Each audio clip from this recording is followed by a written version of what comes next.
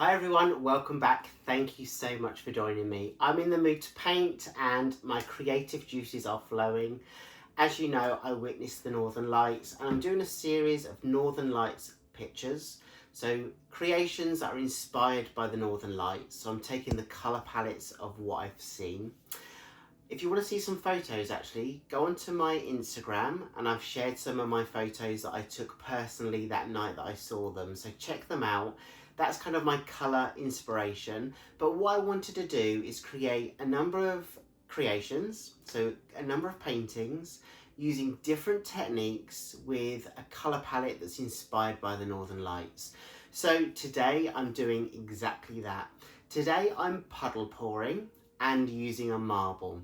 So I want a black base, but not all over, with puddles of those colours from the Northern Lights mixed in with the black. So I want the marble to take some of those colours, mix in with the black as I'm tilting. But anyway, it's probably easier for you to see what I mean.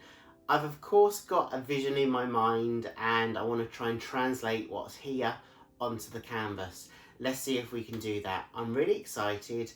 Let me take you down to see the paints, so the paint brands and their consistencies.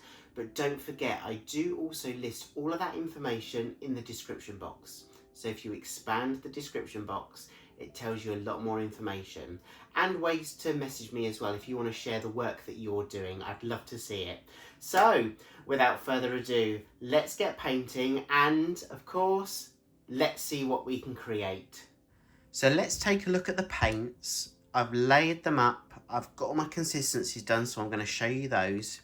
But let me just run through the paint brands themselves. So I've got 3 there by Pebeo. I will list all of these colours in the description box, but I just wanted to run through these quickly.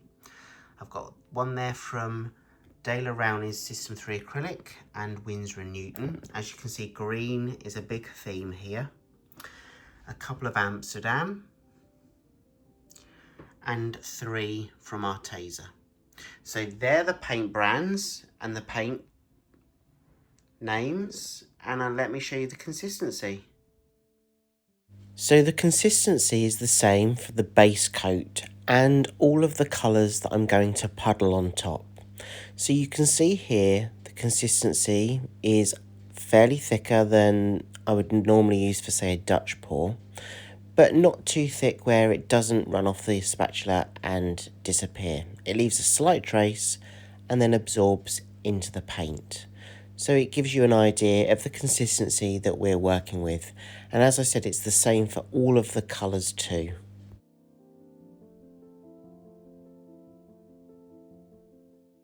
So this is going to be a puddle pour with a marble. So I'm ensuring that my canvas is flat and I'm starting off with some black paint in the middle of the canvas. I really want the colours and the black to infuse together. So I'm just ensuring there's some paint, some black paint in the middle.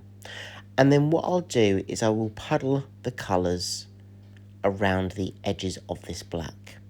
Just taking one colour at a time and puddling the paint on the canvas.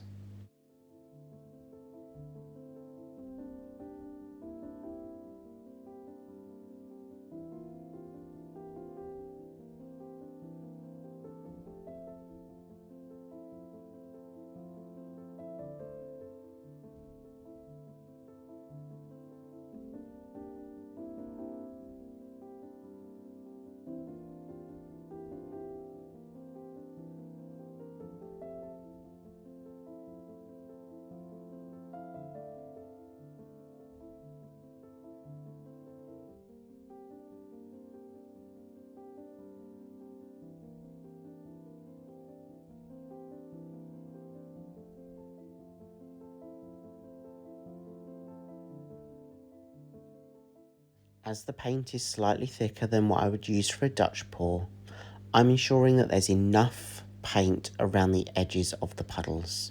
So I'm just adding a little bit more black, and that's going to really help the flow of the paint when we stretch out the design. So I'm just picking up my canvas to get an idea of the weight and the volume of the paint that I've got on my canvas. And I'm going to take my marble, place my marble in the centre. I'm adding it within the black paint initially.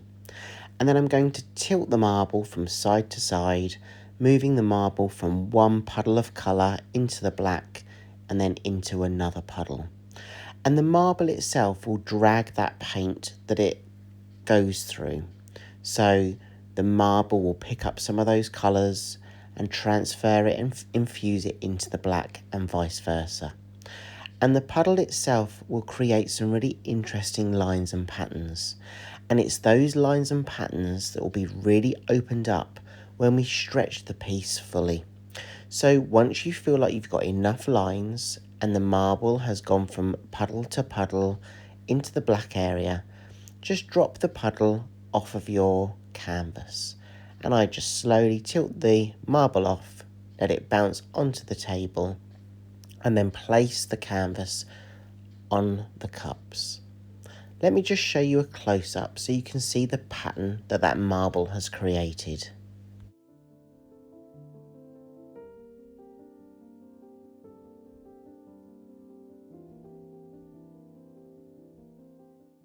So the next part of this process is to ensure that the volume of paint you've got on your canvas can be stretched out across the full surface area to cover up the white canvas itself. So you'll still see me tilting the canvas from side to side. I place it down sometimes just to have a look, and then when I'm confident that I've got the pattern in the area that I want it, I push the paint over the edges and down the sides.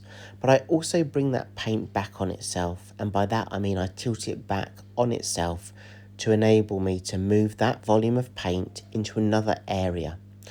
And what I would say is please don't rush this process, just take your time, have a good look at the patterns that are being created and have a look at those lines as they open up and you stretch out that pattern across the canvas. And then push that paint over the side and then bring it back on itself by tipping it the alternative way. And it's really about looking at your composition. Are you happy with the pattern that you're creating? And if not, then just continue to push off the lines and the pattern until you're happy with that balance. I really wanted to ensure that I had some black against the colours of the greens, the pinks and the purples. So I feel that I'm getting a really good composition with this overall piece. And then once you're happy with it, then place it back on your table and clean up your edges.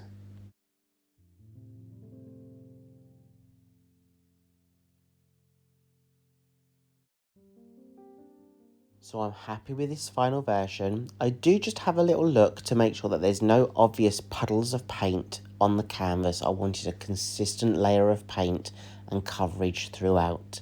I'm going to take you in now so you can see the wet version. I will of course let this dry and then I'll take you back in so you can see the dry version. But just draw your eye to those details of block colour, so the black and all those other colours, but also how that marble has infused those colours together and created some really interesting lines.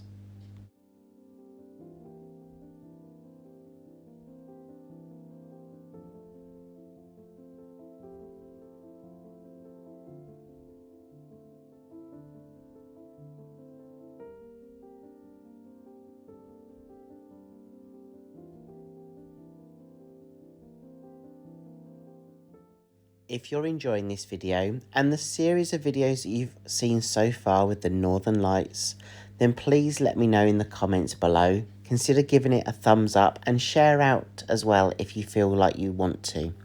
It really helps me reach other people across YouTube who might be interested in the work that I also do. So here's the dry version. I love how it's dried and I love how those iridescent colours also help that sparkle and shimmer within the pinks and the purples. Those greens, and if you know me well, you know I love green, but those greens against that black really reminds me of that night that I witnessed the Northern Lights. I'll leave you with some more of these details, but I wanted to say a big thank you to each and every one of you for all of your support. Let me know what you think, and if there's a technique that I haven't yet done, then let me know in the comments below too, because I'm always wanting to hear feedback and ways that I can help you learn as well as me. So I'll say goodbye. Have a great week ahead. Take care of yourselves, and I hope I get to see you again in the next video. See you soon, everyone. Bye.